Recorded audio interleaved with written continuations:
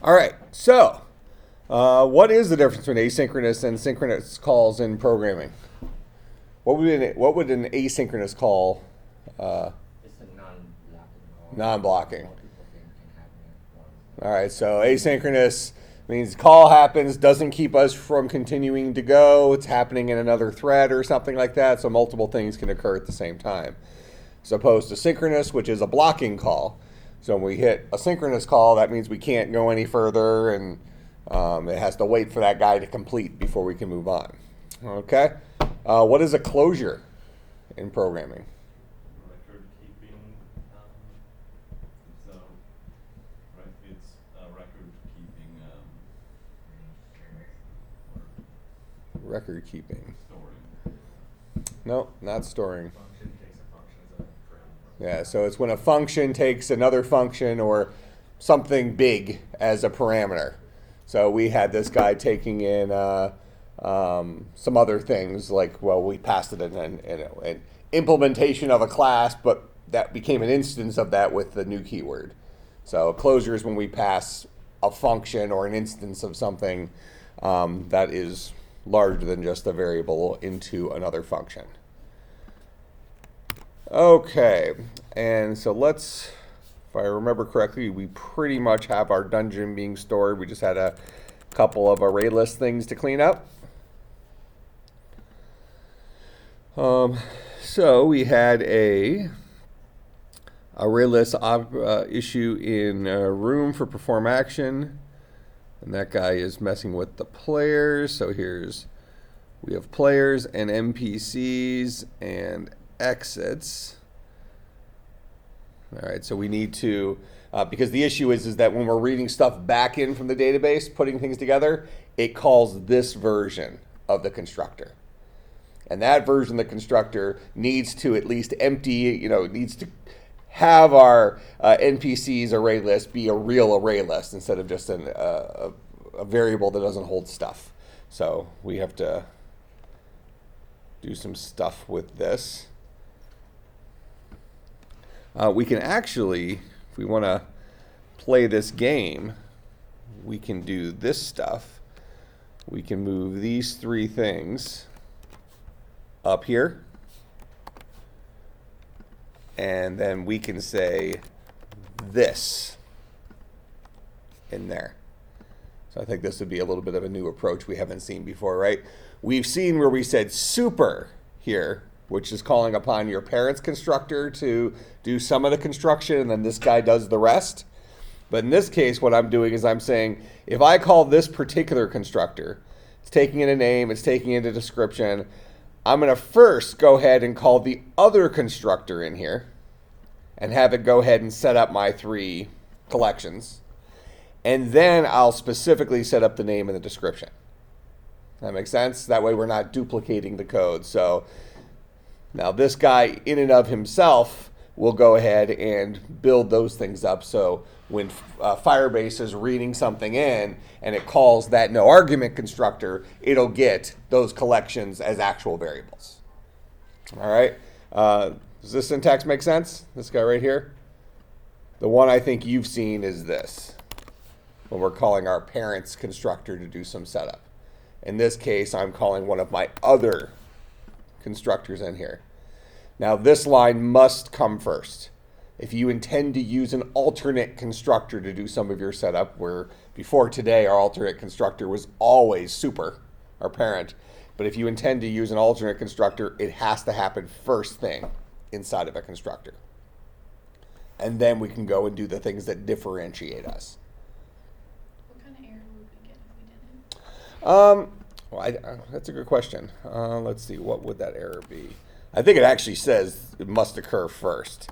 Because if I turn it around like this, I mean, first of all, keep in mind that the possible issue here is going to be that I set name here, and it's possible that this guy might undo what I just did or change it to something else. I think it gives you a warning that's along this. Call to this must be first statement in constructor body.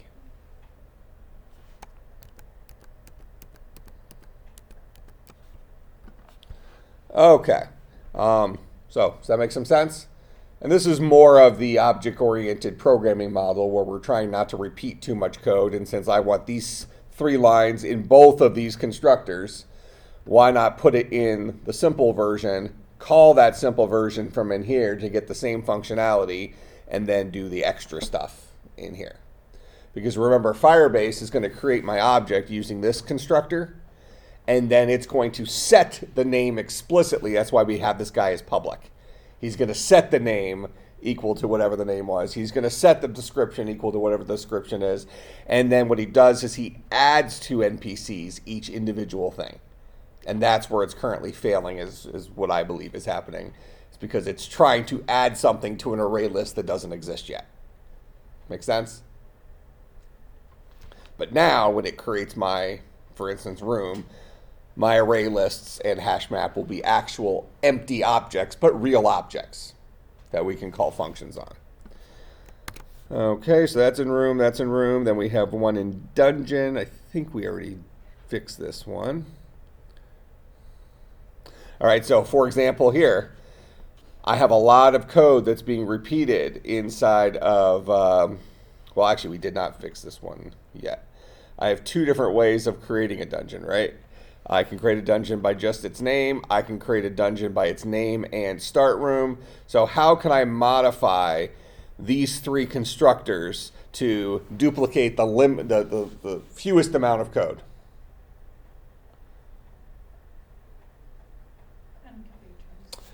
How can I change this so I don't have these lines duplicated or this line duplicated, or so I'm already, actually I've already done a little bit of it here, right? I'm already calling upon this guy. How do I take it one step further?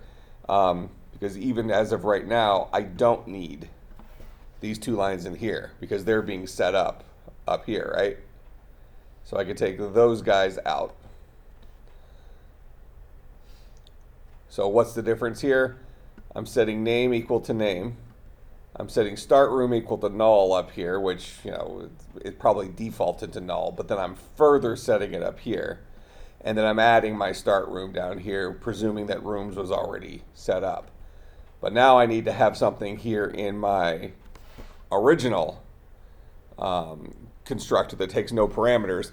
What can I change between these 3 constructors so that I get the same functionality, but I make sure I don't have empty array lists in for Firebase? How can I move stuff around in here and call the right other constructor? Because this guy needs to do something, right? Firebase needs to have these 2 lines. These guys have to exist in here. Otherwise, Firebase is not going to be able to upload that array list. If I do that, do I need to have these lines here? Well, for right now I do, but what can I change here in order to not have these 2 lines here? Call the other constructor. And then I can get rid of these. So now notice we have a double layer of passing the buck. If I happen to call this constructor myself somewhere in my code, the very first thing he does is he calls one of my constructors that only takes a string. And the very first thing he does is he calls my constructor that takes nothing. So we have one constructor that calls another constructor that calls another constructor. So the very first thing that happens here is these two lines occur. Then I set the name in the start room. Then I update start room and add the start room to rooms. See how those 3 constructors are now working together and we're not duplicating any lines of code? Is that coupling then? That would be an example of coupling. I would say officially no, but it's very similar because that means that this constructor is reliant on this constructor, which is reliant on this constructor, which sounds like coupling. Typically, coupling would mean that you have more than one object that are reliant on each other. So in this case, this all is housed inside of the same class, so everything in there is by default reliant on the stuff that's happening there. But it's the overarching concept is very similar. It's the same kind of thing. All right, so that should fix that one. That's room, that's dungeon, and then I think our main activity, add player there. All right, let's see what this guy looks like now. Now that we have our array lists all created.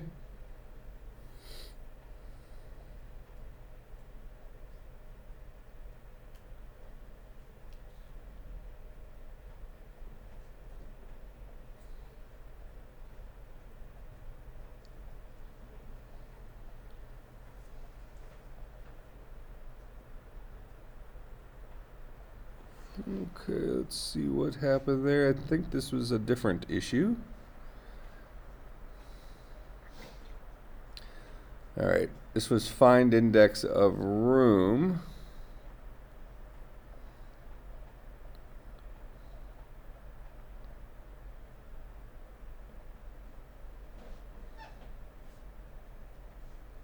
For a room that didn't exist.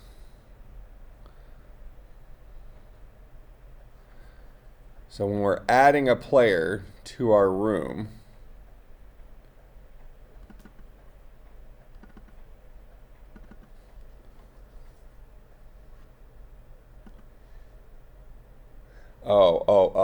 So the issue here is that we're never actually setting core to the dungeon. So here in main activity, where we used to do this was in build.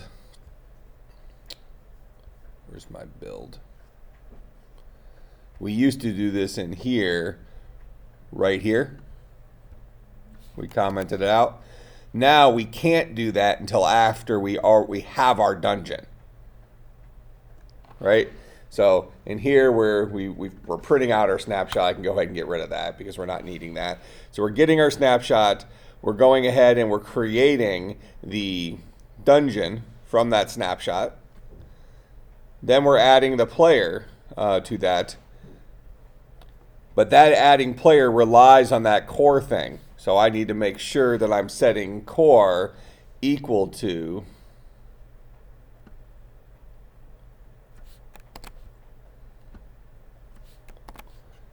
my CS department after it's created. That way this guy here has access to this variable in core. That make sense? So we're having effectively the same problem we just had the previous run of this, where it was trying to access an object that didn't have an object in it. I had a variable inside of core that wasn't filled with anything because I never filled it. We commented out that code, never put back the, put the replacement in. But notice that I'm only setting these things up once we actually get this call to onData changed. Because this guy right here, this add value event listener, this guy is an asynchronous call, right? This just kind of says we're going to, we want to listen to this dungeon reference for values changed. But we don't know when that's going to happen. So the program keeps running until this guy finally actually gets called. And at that point in time is when we can actually build our CS department, actually set the dungeon in core and all this other stuff. So we should have a moment in time where our interface is blank and then it updates to the new interface. That makes sense? Because notice we're filling the interface here once we actually have a player in a room. But we're not doing that until this asynchronous call returns. So before that, if we look up here to our onCreate, we're creating our player. We're building our dungeon, which sets up those listeners, because remember we've commented out all those direct build things. But that's all it's doing.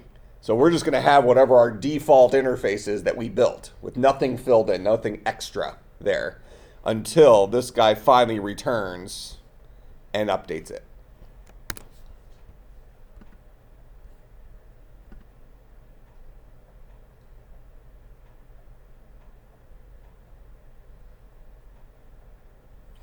What are you mad about now? Get current room for player.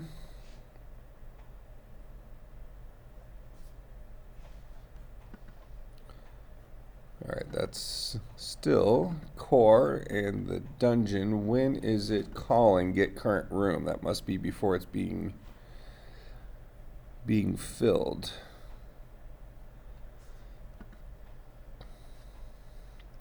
So that's in dungeon.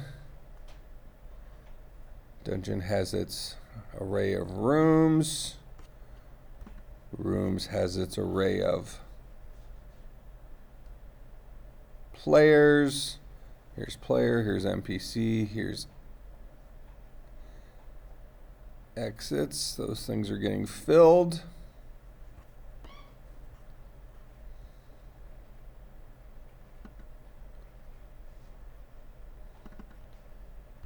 So this is when we're asking the player what his current room is. We add a player to our dungeon. That's going to come in here. Here's add player. This is going to set the start room of this.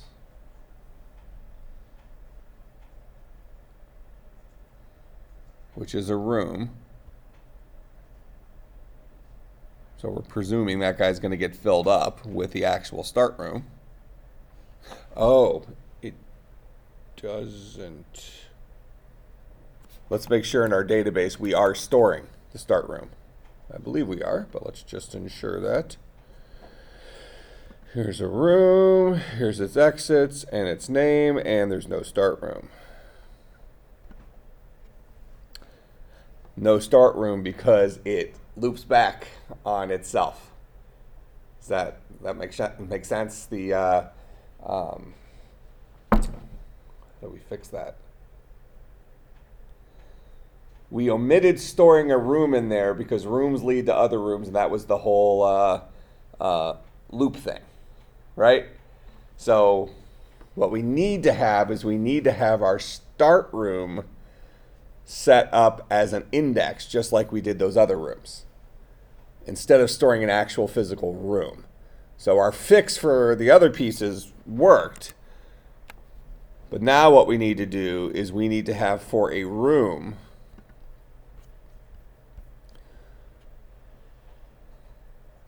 dungeon. For a dungeon, start room is no longer a room. Now it's going to be start room index, and that's going to be an int, and that's going to map to one of the rooms inside of here. Does that make sense?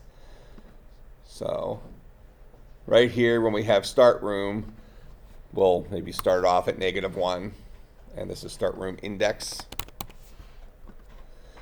And I purposely changed the name here, and instead of refactoring it, that way I can quickly see all the places I'm using it in red. All right, so then here where I'm creating the start room, this is no longer going to be a room, it's going to be an int, and this is going to be my start room index if I'm building it that way. So this is start room index, this is start room index. And then we're going to add the player to start room index. So that means this function, which used to take a room, is now going to take the index of a room and then it's going to have to go and look up that room. So same models we've done before for the same reason, we just didn't do it for this part yet. All right, then to add a player to a room, we're going to have to go and find the room. So we'll say we're in dungeon. So we'll say this dot find index of we need to go the other direction. Find room. Didn't we write a function for finding the room? Given an index? Or we just use the rooms directly? That's fine. This, this dot rooms dot get this dot start room index dot add player. Like that. So that's our new way of adding a player to, oh, and here's the player we're adding, P. So this is our new model of doing this, which is the same thing we did before. Okay, and now we just need to go and fix in rooms the add function. because we're no longer passing it a room, we're now passing it a index of a room.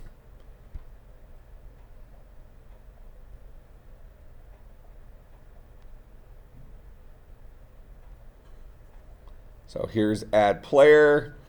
We're passing this guy some parameters, but the parameters we're passing it, that's the player we're adding.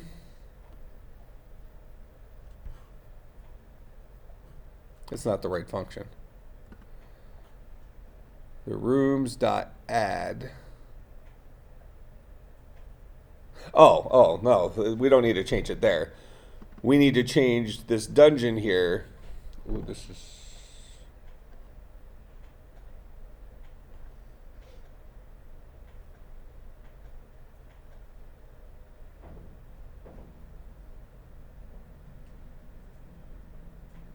Oh, this would be okay. This isn't even something that Firebase is calling. This is my function. So instead of passing it an actual room, I'm going to pass it a StartRoomIndex, and then I'm adding the room from that position. I'm presuming that my room is set up here, though. If I'm going to use this constructor directly, which Firebase is not doing, right? This is for my consumption only. If I want to build the dungeon directly, the idea here is that I'm giving the dungeon a name, and I'm also passing it the very first room. That make sense? If that's the case, I'm going to still take in a room here called start room. I will add start room to my list of rooms, and we'll say that the starting room is bucket 0. That makes sense? All right, because in this case, if I'm building a dungeon this way, which would be something I'm doing by hand, not something that Firebase is going to do, I'm going to go ahead and pass it in the actual first room, make sure that room gets added to my rooms, and because otherwise it's a chicken or the egg problem. I can't look up a room that doesn't already exist. So I need to pass this guy the actual room so he has an initial room to put into the list, and then I'll just mark the starting room as 0. And these two lines can happen in either order because we're not actually doing the mapping yet. We're not looking it up, we're just keeping track of where it is. All right, and that's not a Firebase thing, that's just if I'm gonna call that constructor, which right now we're not because we have all that stuff commented out inside of here. This is where I would have created that dungeon right here, passing it the name and passing it the starting room. I can't really pass it the starting room index because I haven't added any rooms to it. That make sense? Okay, so let's give this guy another shot. Oh, go ahead. While I was loading, can you remind me what exactly we're trying to do right now? Sure. And this is going to fail, by the way. We already have our dungeon stored in the database. And so now the idea is that when we start the application, rather than us hard code our dungeon here, we are reading in our dungeon object from the database and building our dungeon from that. So you're going to be able to add players and stuff from your app? Firebase.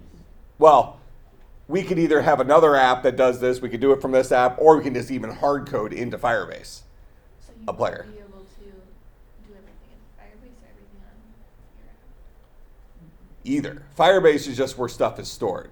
So really what we're doing right now is we're giving ourselves the ability for a dungeon to exist in Firebase somehow, however it got there. And for us to start this app up and just bring that dungeon in, rather than us have to write all these lines to generate our rooms and stuff each time through. Instead, Firebase is doing all that because of the way we are grabbing it. We are building an actual dungeon object from what is in Firebase. Does that make sense, what we're trying to do? The idea would be that it doesn't matter how this got into Firebase. Somebody put our dungeon, and here's our first dungeon. Somebody put this guy in Firebase. somehow. Somebody built this dungeon, whether it's another app, whether some guy just came in here and literally wrote each thing by hand and put it in there. This is our database organization of our dungeon. And this guy translates into objects in Java. So this guy translates into a dungeon object, which has a name and has a collection of rooms. This guy translates into an array list of rooms. This is the bucket 0 of that array list. This is bucket 1 of that array list. This is a room. A room has a description and an array list of exits and a name. The array list of exits is a list of, this is not an array list. This is the map, hash map thing, right? Or hash table. And that's, so we have exits. Bucket south is this exit, which is storing 2 indexes. So, I mean, these are all things that somebody could have created by hand. Maybe not that convenient to do that, but they could have. So somebody has created our dungeon in Firebase, and now we have a client that is our game that's reading in from Firebase and just bringing that whole dungeon in, so that we now have a dungeon we can explore without us having to manually build that dungeon with all this stuff like we did before, where we were building each individual room and then building our dungeon, then adding some rooms and all that stuff. That all gets done for us automatically using the way Firebase stores objects. And because we've made our dungeon and room and player and NPC, we've made all those guys Firebase compatible by making sure the fields were public and all that stuff. That way we can read in a dungeon at a time. We could just ask Firebase for a dungeon, and it builds all of our objects for us, which is very convenient here, presuming that our setup was good. Okay? Does that make more sense? Yeah. All right. But this is still going to fail right now. Actually, it's possible it won't fail because our starting room is technically bucket -1.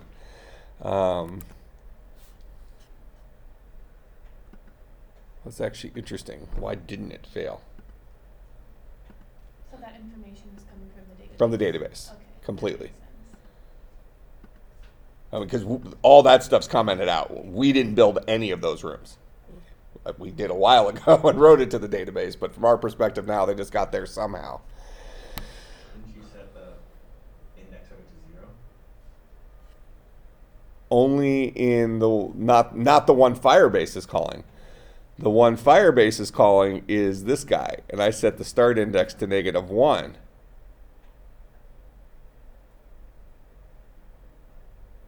Oh, but Firebase is, we kind of lucked out here. Firebase is storing the players, and it has the player in bucket 0. You know, here is, actually, wasn't it storing the players? Oh, that was something we talked about at the end of last class, that it might make sense for us to have it store players so that when a player moves from one room to another, all the other phones that are connected to this would become notified that that change has happened. That way their local copy of the dungeon updated. But that's not the way we have it written right now.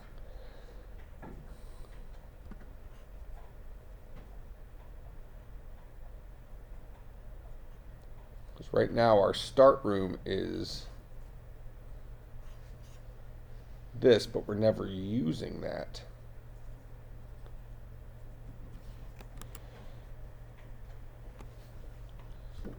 See, these are always interesting problems where it's working when I don't think it should be. Because Firebase is calling this guy right here. Oh, that's why it's working. We are really lucking out. What's the default value of StartRoomIndex? -1. No, that's only if we call this constructor. It's 0. Java sets the default value of an integer to 0. Never rely on that. We did rely on it. We benefited from that right here. So let me do this dot StartRoomIndex is equal to -1. Let's I believe this is going to break it, Because now it's going to try to shove our player into room at bucket -1. It's not going to get a real room, and now we're going to get a null value and try to add a player to it. But now you don't need it below, do you?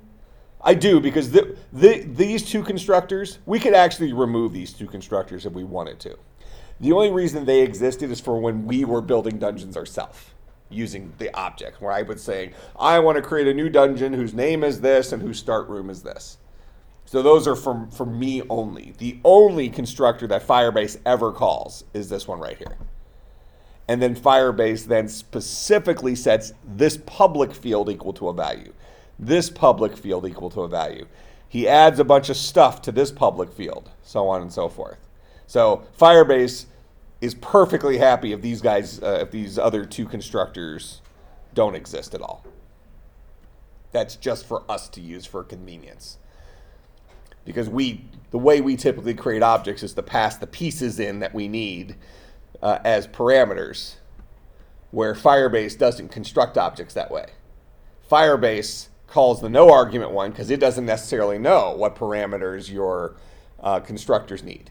So it just assumes you have a constructor that takes no parameters. And then it goes through and sets all of your public fields equal to values. That's Firebase's way of getting around being able to implement this generically and not having to worry about what every individual person's constructors take. All right, so I'm going to purposely try to break this by changing our default thing here. So that StartRoomIndex, which notice that StartRoomIndex in here is not being stored right now. We'll fix this. But StartRoomIndex is not something that's being stored in our database right now. With that in mind, so we're still storing that start room, which we're not using currently, but we're still storing it from the previous time we built this. But now what I'm doing is I'm explicitly setting my start room index to -1 instead of letting the default value of 0, which happened to be correct, live. So I'll set it to -1. So now when it goes to add the player to that room, when it goes to fill the interface. So down here in fill interface, that's in main activity.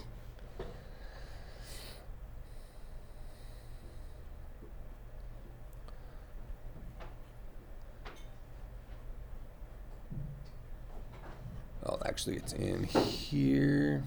Here's where I'm filling the interface and I'm passing it a room right here. So this is players get current room.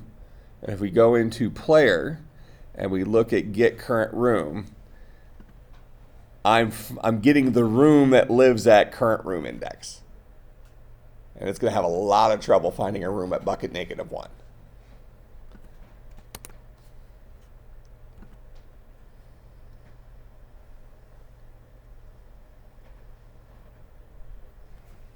See our issue here? It's going to be an array index out of bounds exception somewhere up here. Here's our array list, array index out of bounds exception right there. Don't try to access bucket -1 if something doesn't exist. Yeah, so actually, this was a good problem to run into. And you've heard me say it before, never rely on default values. And in this case, we almost got away with it. We did get away with it, and that would have been kind of problematic. Even though we probably could rely on the default value of an int always being 0, the way I teach is that you should never rely on it. If you want it to be a 0, set it to a 0. That make sense? So I'll explicitly set it to 0 there, because the very first room that's going to get added will be my start room.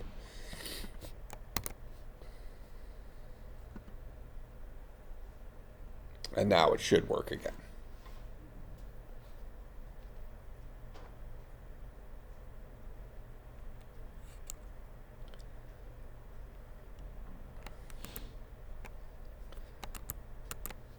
All right, so here's our dungeon, south, north, whatever. All right, but now the ideal situation here would be that we don't even have to set this at all, because that value should be stored in the database, but it's currently not being stored in the database.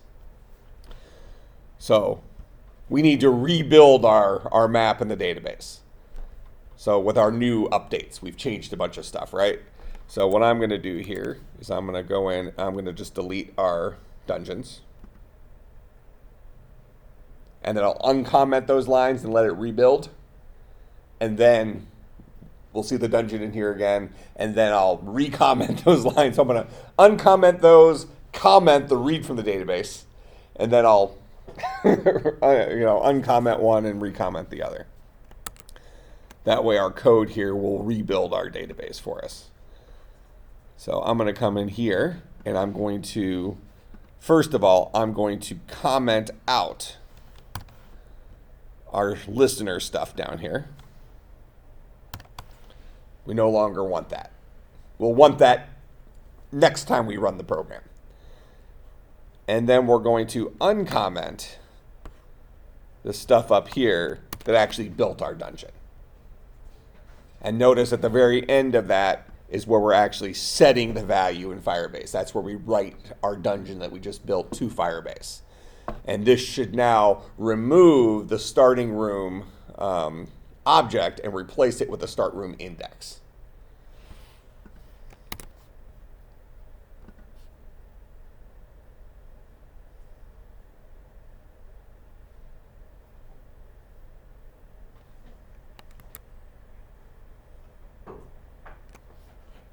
Okay, so here's our dungeon again. It's been rebuilt.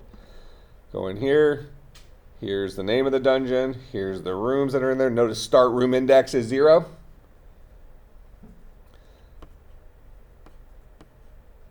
Now what I want to do here real quick, just want to make sure that I'm showing this the right way.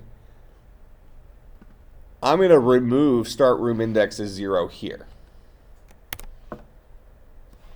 And then, because StartRoomIndex doesn't have to be 0. It can be any room I want it to be, as long as I build it with that. Now, the way I'm building my dungeon right now is I'm calling this constructor right here.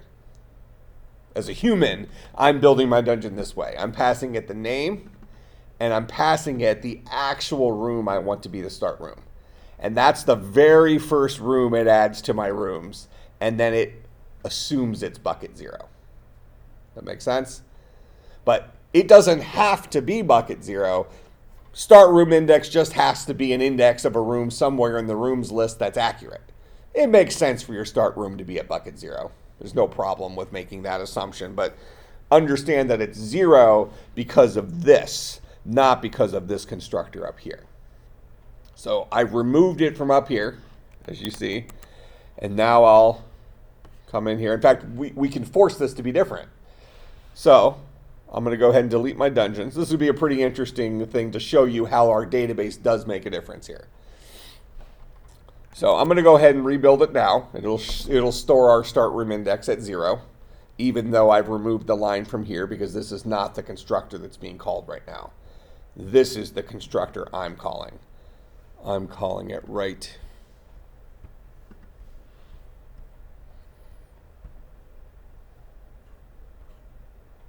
here. I'm creating a new dungeon. Here's the name of the dungeon, and here's the start room. So I'm calling that third constructor. All right, so no dungeon currently in here. I'll go ahead and run this. It'll build my dungeon again. It'll set StartRoomIndex at 0. Then I'll do the recommenting thing. And then I'll run it again, and we'll see it'll read in where CS Hallway is the start room. But then I'll stop the Android app. I'll go in and I'll change start room to 1 in the database. Relaunch it, and then the player will start in here because that's the new dungeon it's reading in. All right, dungeon's rebuilt. We just saw it. This seemed to be fine. All right. So now I'll go out here, I'll stop my app. I'll go into main activity. So now our dungeon is being built correctly for our current state of things. I will go ahead and recomment this stuff up here because we're no longer building our dungeon by hand. Now we are using Firebase to feed us the contents of our dungeon. Okay.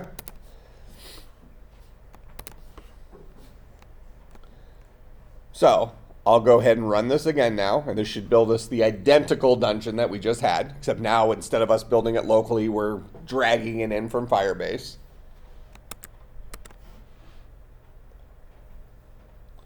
So we started off in CS hallway, we can go to S120, back and forth, blah, blah, blah. I'm going to go ahead and stop that. I'm going to go into my database here, and I'm going to change StartRoomIndex to 1. And we know that bucket 1 of rooms is this room, right? So now I'll go ahead and I'll run this again, and it should start our player off in S120. So now we're at S120. See how that worked? Yeah, so StartRoomIndex doesn't have to be 0. It just has to point to a real room in our rooms array. And now we can go back and forth between these guys. All right, make pretty good sense? Okay, so, and don't we have an NPC in one of those rooms? Yeah, S120, we have the Locklear monster is, is in S120. Okay, now a couple of interesting things we might want to do from here. We might want a dungeon builder app, right? That allows us, so what we're looking at here is really the client. This is the thing that our game players would use. When they want to start their game, they would open up this app and they get thrown into the start room. For right now, we can just assume everybody gets put into the start room. But we really want to have another app that allows us to build rooms or build dungeons. All right, and we can assume that the dungeon we're building on is our CS dungeon. That's a reasonable enough assumption. But it allows us to elaborate that whole dungeon and then overwrite it in the database. Make sense?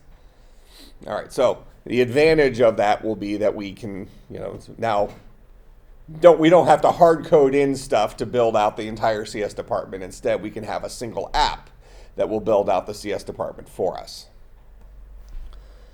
So we're going to stop this guy for right now. And we're going to create a new project. And we're going to call this guy Dungeons and Data Structures Dungeon Builder. So the idea is this tool would be something that only the administrator would use to create their dungeons. This isn't for playing the game. This is for creating dungeons. Okay?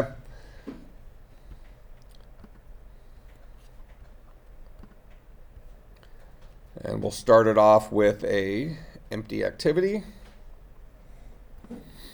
And I'm going to go ahead and connect this to Firebase, but I'm going to connect it to the same database that the other one is connected to. Because we're both interested in the same database. This guy is interested in modifying that database. The other one's interested in reading from that database. So I'll go up to Tools, Firebase. Oh, it's updating indices. I have to wait for it to finish building. Is it done now? There we go. I'll go up to, I guess, real-time database, save and retrieve data, connect to Firebase, okay? And I'll go ahead and click here, and here's our Dungeons and Data Structures database that already exists. And it lets me know there's already one Android app connected to that guy. So I'm going to connect to that database. And now we're connected. Then I'm going to go ahead and add real-time databases to my app. Accept those changes. So this brings in all the correct script stuff to my app. All right, and that's it. So now my app knows how to talk to the correct database on Firebase. All right, now what would probably be helpful is I really need the exact same objects that I had in the other one, right? I need my room and my dungeon and all those things. I need the same classes. So I'm going to go into app, go into Java, go in here. I'm going to right click, and I'm assuming I can import.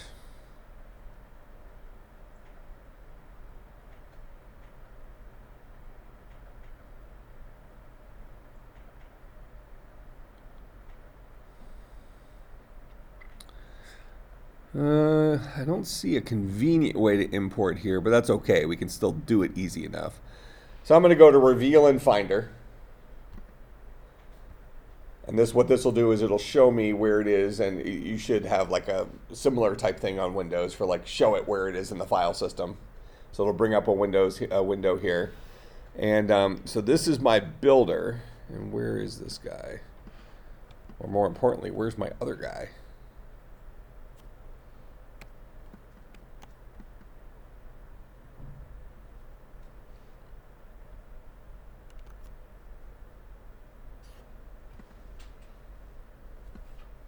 Leave that there for a second.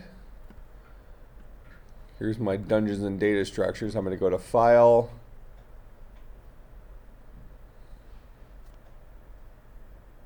Actually, I'm not going to go to File. I'm going to go to my Java folder.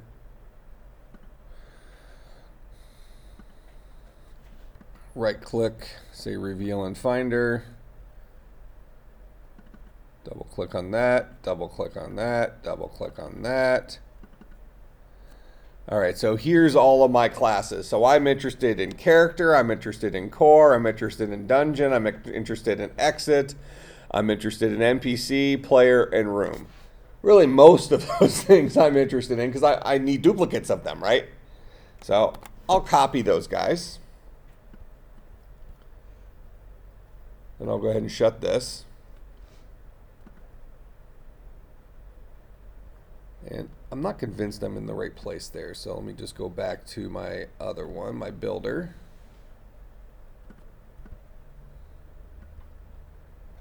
I'm going to right click on Java and say Reveal in Finder.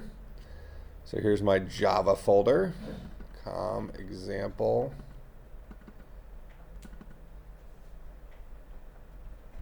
That's not where I want to be either.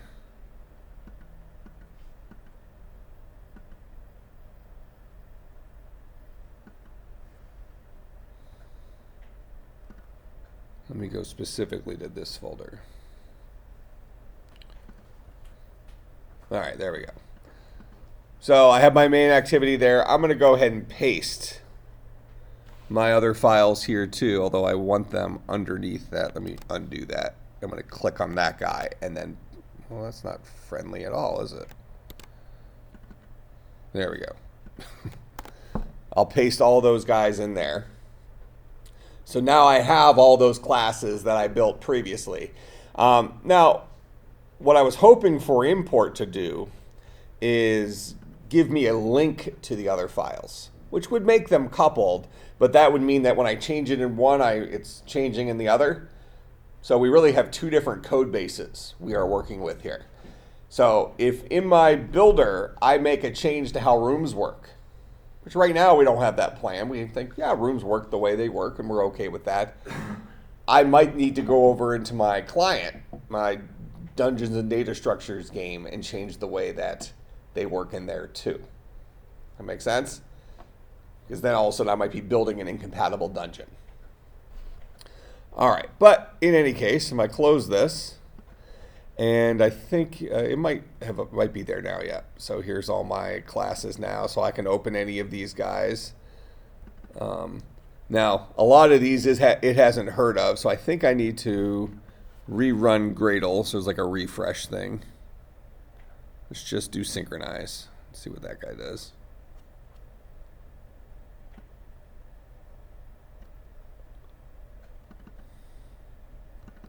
Oh, so one issue we have is all of our package names up here have the Dungeons and Data Structures package name instead of Dungeons and Data Structures Builder. So I just need to go in here, go to my main activity, steal that very top line from there to make sure that these guys are a member of the correct packages. So then I can click on each of these guys, paste that in there, paste that in there,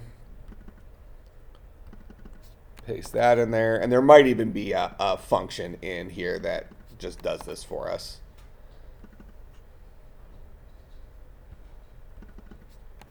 Paste that in there. Paste that. And paste that. Okay, so now we should have something that runs. So we have all these other classes in here. We're not using them for anything, so we should just have our base hello world program, because that's what main activity currently has in it. But I have all the objects that my other guy had.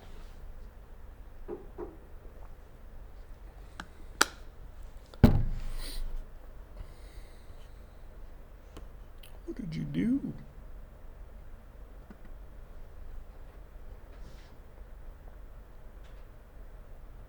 Let me rerun my sync on this, since I just changed all those things. Or you could close the app and reopen the app. So I'm going to say synchronize app.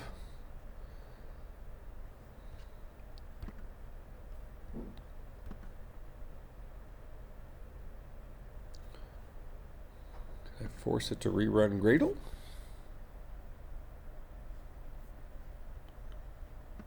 Where's my button for that?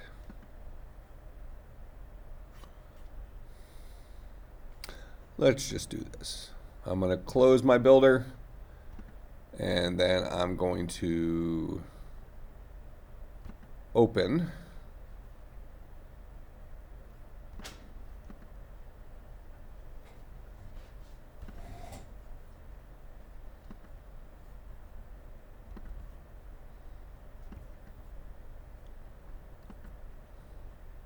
Recent Dungeons and Data Structures Builder. I'll do it in a new window, and this should run Gradle fresh. Then I'll try to run this. Still failed.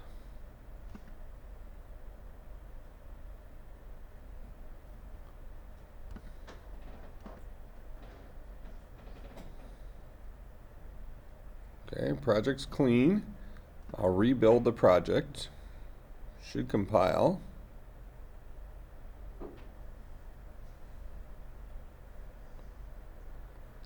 And then let me run it now.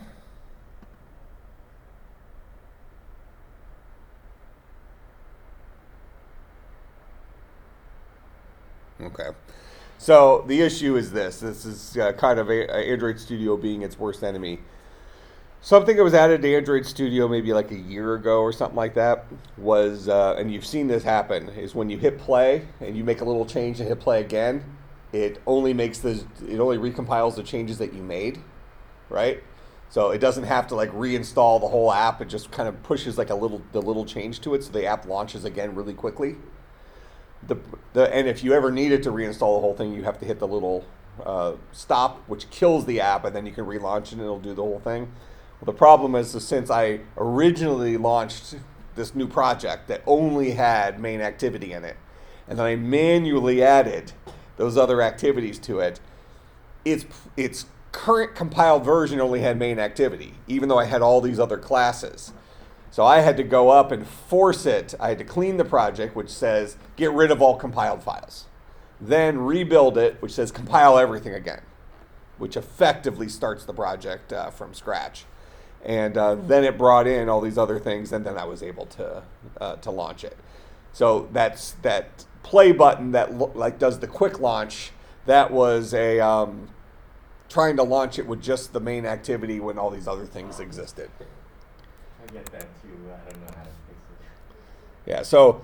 Yeah, so there's our hello world thing. So if you ever have that happen and stopping it and restarting it doesn't fix it, this is really not just an Android Studio thing. This is just a programming thing in general. Most IDEs have a clean project and a rebuild project, or at least a clean. The clean just says uncompile everything. get rid of any compiled files so the system is assuming nothing has been compiled at this point. So if it doesn't have a rebuild, that shouldn't be a big deal, because if I just hit clean here, and now it's all deleted or whatever, and then I hit the play button, it should rebuild then as a result of hitting the play button. That's part of what Gradle does. So you see it's taking a little bit longer because it's doing a build, and then it's installing the APK. So if you don't have that rebuild option, it's not the end of the world, as long as you have the clean option to give yourself a fresh project. All right, that makes sense? All right, so now I'm actually going to go ahead and bring this project almost completely up to date with my current dungeon. So I'm going to go in to my other one, and I'm going to give myself an interface. So I'm going to go into my resources, layout. Here's my activity main. I'm going to right click on this guy. I'm going to say reveal in Finder. So there's that guy. I'm going to copy it. Then I'll go back here. Go into resources, layout. And I'll say reveal in Finder. All right, so this is the one associated with my builder. So I'm going to overwrite that guy as if I just built that interface for this one. Now I am going to open this real quick, because I want to see if it's linked directly to the other one or if it's linked to builder. Yeah, so Dungeons and Data Structures, builder. Is that what it's called? Oh no. Dungeons and Data Structures Dungeon Builder.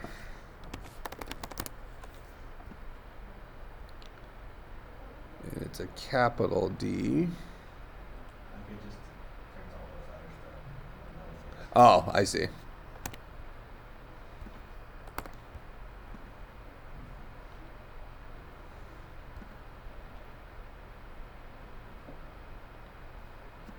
Let me just grab my package name from up here. That should be the name of it.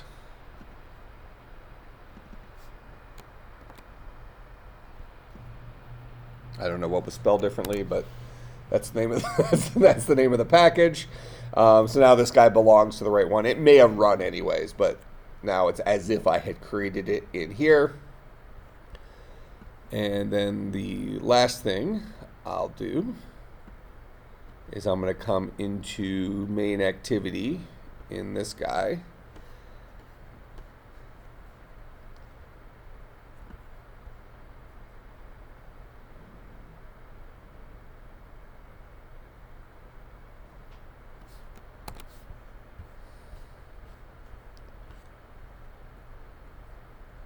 And I'll just steal all of that, because I want it to do the same thing my current one does for right now.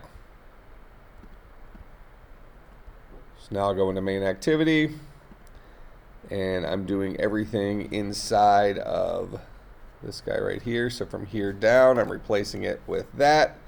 I'm importing all those things.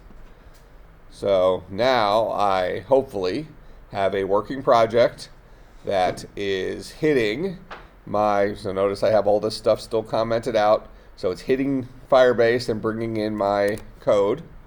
And hopefully this shows and I'm just going to go ahead and do a clean just since I brought all that extra crap in just in case. So hopefully I effectively have an identical app. And this will be, at this point, they're going to branch away from each other, because I want my builder to allow me to build more rooms and store them in the database. And I want my other one to play the game. So I'll go ahead and hit play here. And we should get an app that looks pretty much the same as our app before. All right, so I start off in, because it starts off in S120 because I changed that start room to a 1. So I can go between the two rooms now. All right, and this is my builder. All right, so I don't forget, I'm going to go ahead and close my Firebase starter, and I'll close my Dungeons and Data Structures for now. So all we have is our builder. All right, so what I want to do is if I'm in this room here, so I'm in CS Hallway, right now I have a link already as if I had already built it here to the south. But let's say from CS Hallway I want a room to the north, which is probably going to be, what is that, what's the lab down there? Whatever it is. 114? The who? 114D. 114D. So let's say I want to add an exit to the north. That is S114D. So if I do that, then I need to be able to create a new exit for this room to the north. That is this new room over there. And I should have then a room builder. So maybe I have a button up here that says new exit. Okay, and it takes me to a new screen that lets me put in the name of that exit. So it's going to be north, south, east, west. Maybe I mean, just since it's hard-coded, maybe I have buttons. So if we think about how this should work.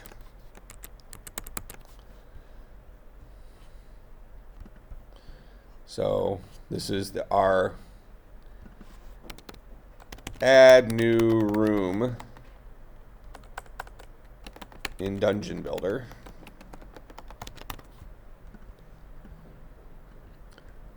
All right, so maybe that screen.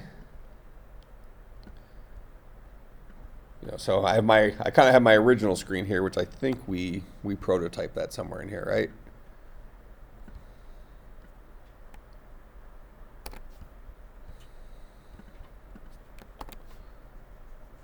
Okay, so this is the screen that already exists.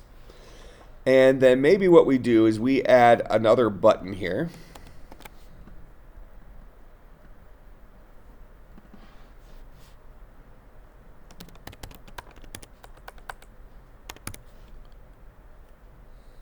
I'm just going to shift that over for now. You can figure out where this button goes.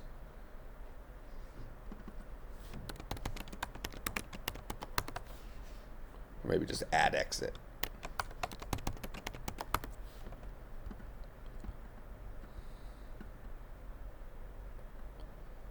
Something like that, whatever. All right, so this add exit button is going to link us to another screen. So I'll go ahead and steal this guy.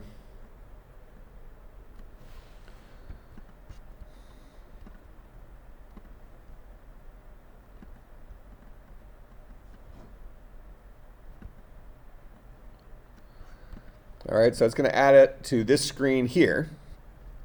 And this screen is then going to have a way of,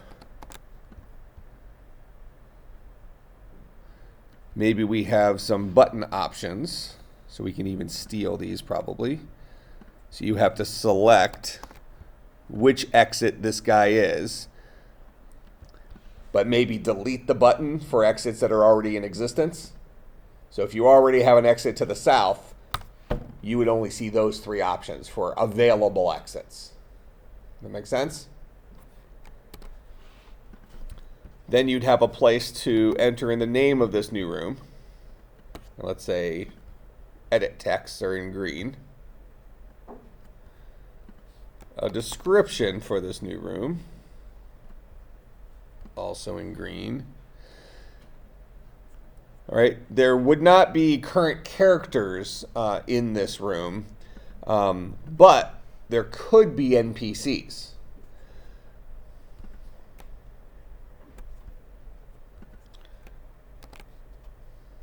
Actually, let's not do NPCs at this point. We can add NPCs to an existing room. So this particular guy is going to allow us to give a room a name, a description, and then specify the exit that room will lead to. And the way we got to this guy is by clicking on add exit from an existing room. So if I'm in this room, if I'm in CS Hallway, I only have an exit to the south. So when I click on add exit, I'm going to come in here, and the only button that will be missing is the one to the south. I'll be able to create exits to the north, east, or west. Okay, so you'll need to pass the right information to this screen for creating this guy. All right, then probably have a save button down here. And what the save button will do is it will create this brand new room object. Then it will go back. It'll create this brand new room object. It'll add that room to your local dungeon, the local one. So that when you come back to this screen, you should now see, if let's say we picked north here for this new room, we did the S114D. Now when I go back after I hit save, I should now see a north button here that when I click takes me to the north. That makes sense? And then I should have a save button somewhere on this screen that writes this dungeon back to the database. So let's say I'm done building on my dungeon today. I've added some rooms, that kind of stuff.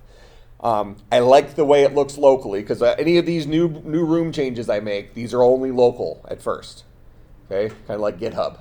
Okay, when you make changes to your code locally, it gets stored locally on your computer, and only when you actually push it to GitHub does it get changed. So not until I finally hit my save button that'll be available in every existing room. When I hit save there, it will save the entire dungeon.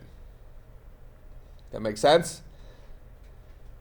And what that would ultimately do is it would go into Firebase here and overwrite my dungeon with this new dungeon. Might have a different name because I'm actually going to change the value that lives here to this brand new dungeon I just built.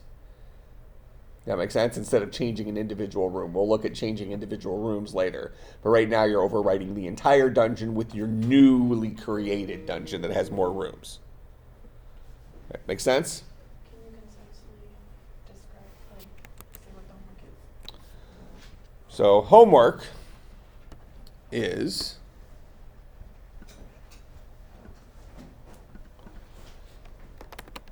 in Dungeon Builder,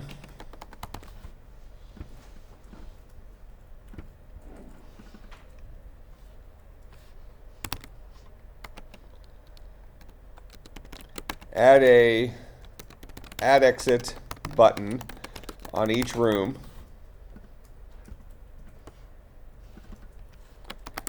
that takes you to a new screen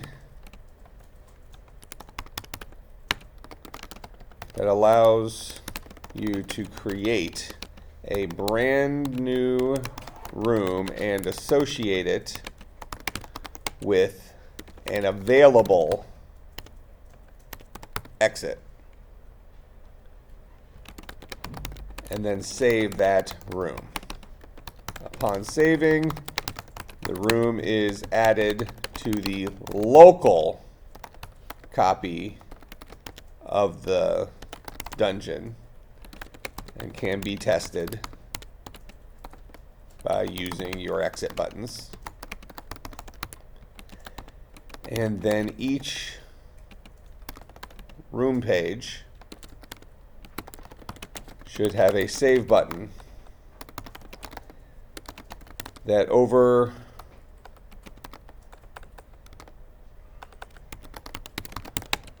the database with the new version of the dungeon,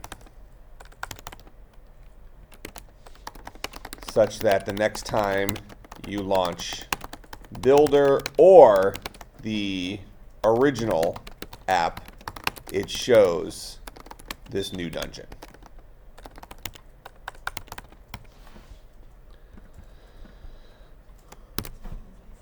That's as concise as I can make it. So I guess rewatch the last few minutes of the video and then that. All right.